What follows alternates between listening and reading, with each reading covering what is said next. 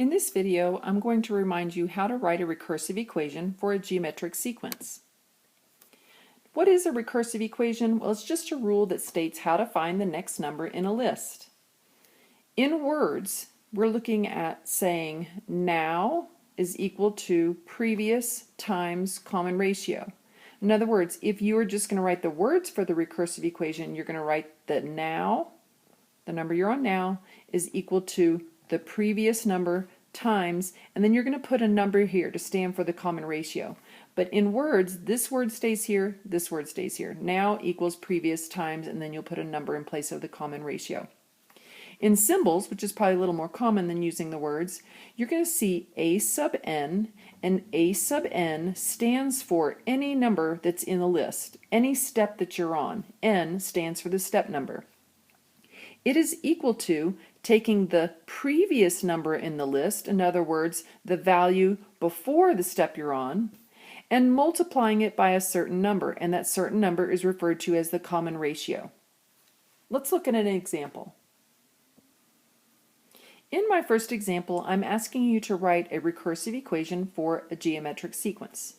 Now, you really need two things. You need not only the common ratio, the number that you're multiplying by to go from step to step, but you're also going to need that template. I'll come to that in just a minute. Let's start by looking at our sequence. You see your sequence is growing rather rapidly. That's a clue that you're multiplying. But then again, I wrote that it's a geometric sequence, so you know you're multiplying. The question is right now, what are you multiplying by? So, looking at the first two numbers in the list, I see a 2 and then a 6. I know that 2 times 3 is equal to 6, so I'm suspecting that my common ratio is going to be 3. I'm going to test it though just to be sure. If I multiply 3 times 6, do I get 18? The answer is yes. So it's looking like my common ratio is 3. That's the number I'm multiplying by to go from step to step. Now I need the template for a recursive equation. And I told you just a minute ago we're going to write a sub n is equal to a sub n minus 1 and then times the common ratio. I think I also told you that the only number you're really going to replace is the r value. I'm going to put a 3 in the r spot and then just rewrite my equation. A sub n is equal to a sub n minus 1 times my common ratio, 3. This right here is a recursive equation that represents that sequence. Let's take a look at another example. I'm asked to write a recursive equation for the geometric sequence. Remember, you need your common ratio, so I'm going to start by looking for that. I look at the first two numbers in my list and I ask myself, what are we doing to turn a 12 into a 3? It appears that I'm dividing by 4. 12 divided by 4 is 3. Does that pattern hold true? Am I dividing by 4 to go from step to step? 3 divided by 4 is 3/4. If I divide by 4 again, I do get 3/16. Now, I have to caution you. I do see that I am dividing by 4. But you need to understand that dividing by 4 is the same as multiplying by 1/4. A fourth of 12 does give me 3. 1/4 times 3 gives me 3/4. The reason I'm pointing this out is because your common ratio is always a factor. It is something you're multiplying by. So in this case, our common ratio is 1/4. Now I'm going to take that 1/4 and write it in my recursive equation template. The recursive equation template goes like this. A sub n is equal to a sub n minus 1 times my common ratio. And I'm going to insert the 1/4 in place of r. So here I go. My final answer is a sub n is equal to a sub n minus 1 times a fourth. Now I can write times 0.25, but I like using the fraction 1/4.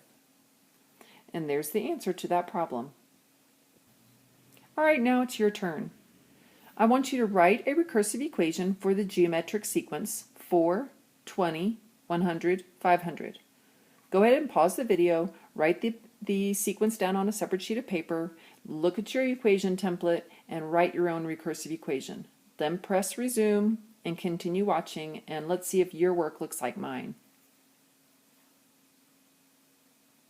I notice that to go from the first number to the second number in the list, I'm going from a 4 to a 20.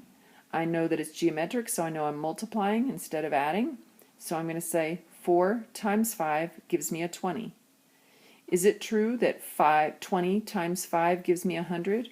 Yes. So because this pattern holds true, I know that the common ratio is 5. When you go write your equation, you'll write a sub n is equal to a sub n minus 1 times your common ratio, and then you insert the 5 in place of the r. That's the only number you're inserting. Everything else stays as is. A sub n is equal to a sub n minus 1 times 5.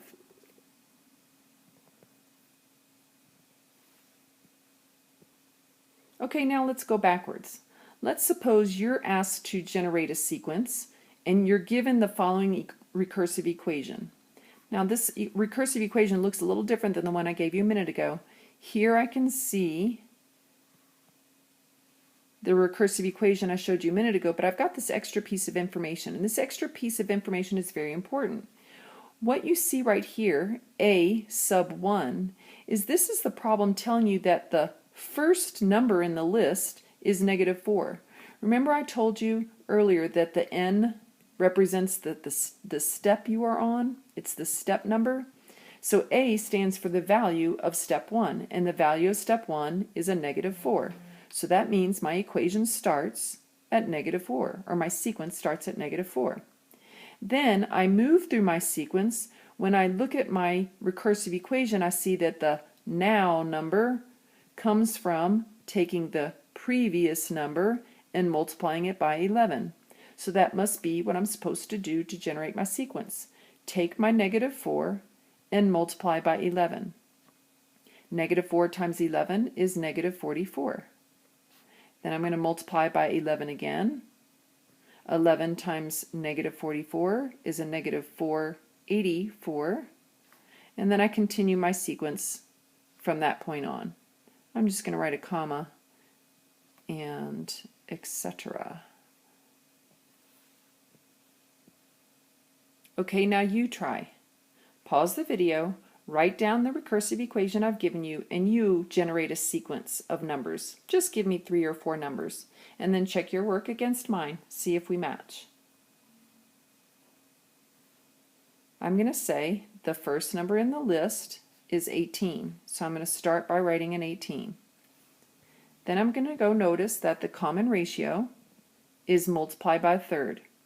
Multiplying by a third is the same thing as dividing by 3. So if you're going to work this problem in your head, you're going to take 18 and you're going to divide by 3. I'm going to write multiply by a third. A third of 18 is 6. That's the next number in the list. And then you continue going down your sequence by multiplying by a third. 6 divided by 3 is 2. 2 divided by 3 is 2/3, and so on.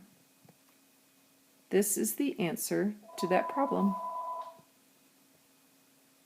So after that rude interruption by the phone call, sorry guys, I'm just going to recap writing a recursive equation for geometric sequences. Remember, the whole purpose for writing or having a recursive equation is just to help you find the next number in the sequence. The next number, not some number beyond. That's what your explicit equation is for. We'll talk about that in another video. The other thing you need to keep in mind is learning what the symbolic language is for the symbols, the symbol form of the equation. The one I've been giving you is a sub n is equal to a sub n minus 1 times r. But I want you to keep in mind that you could also see the same equation in function format. Do you remember function notation? F of n is how I'll read it. It still stands for the same thing. F of n is my current or my now number.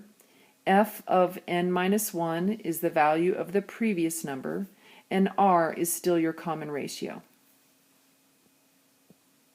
So now you know about writing recursive equations for geometric sequences.